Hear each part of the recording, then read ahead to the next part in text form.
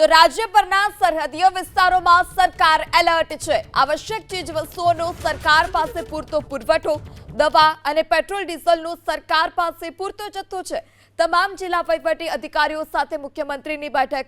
સરહદી જિલ્લાના પ્રભારી સચિવને તુરંત જ જે તે જિલ્લામાં મોકલવામાં આવ્યા છે। સ્ટેટ ઇમરજન્સી ઓપરેશન સેન્ટર 24 કલાક સતર્ક। કચ્છ, બનાસકાંઠા, પાટણ, જામનગરમાં વહીવટી વડા સાથે સરકાર સતત સંપર્કમાં છે।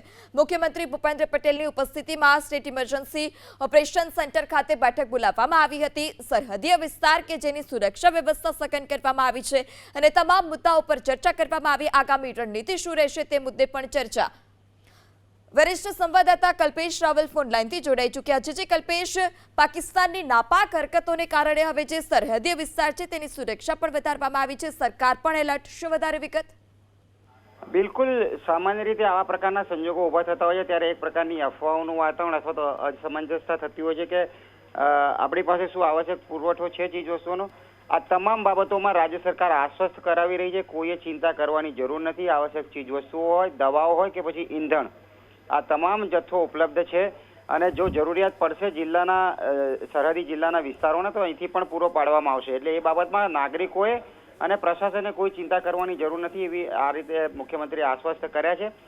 બીજું એક મહત્વનું પગલું એ લેવામાં આવ્યું છે કે જે સરહદી જિલ્લાઓ છે તેમાં જે પ્રભારીઓનું સીધું માર્ગદર્શન મળી શકે એટલા માટે જે પ્રભારી સચિવો છે તેમને સરહદી જિલ્લાઓમાં રવાના કરી દેવામાં આવેલા છે। અહીંથી સતત કમ્યુનિકેશન રાખવામાં આવી રહ્યું છે। આજે પણ મીટિંગ મળી હતી ઇમરજન્સી ઓપરેશન સેન્ટરમાં, ગૃહ રાજ્યમંત્રી પણ ઉપસ્થિત હતા, મુખ્યમંત્રી, મુખ્ય સચિવ સહિતના સંબંધિત અધિકારીઓ પણ હાજર હતા। એટલે અત્યારની જે સ્થિતિ છે સંપૂર્ણ નિયંત્રણ હેઠળ છે। રાજ્ય સરકાર સતત નજર રાખી રહી છે।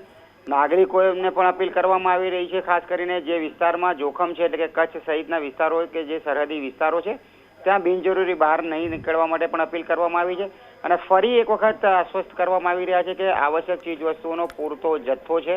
કોઈ પણ પ્રકારની અફવામાં આવવું નહીં અને રાજ્ય સરકાર તમામ મોરચે લડવા માટે તૈયાર છે। જી કલ્પેશ, સમગ્ર માહિતી બદલ આભાર। તો રાજ્ય સરકાર કે જે સંપૂર્ણ રીતે સતર્ક છે, સરહદીય વિસ્તાર છે તે તમામ વિસ્તારમાં સુરક્ષા વ્યવસ્થા પણ વધારી દેવામાં આવી છે। સ્ટેટ ઇમરજન્સી ઓપરેશન સેન્ટર જે 24 કલાક સતત કાર્યરત રહેશે અને સંપર્કમાં રહેશે।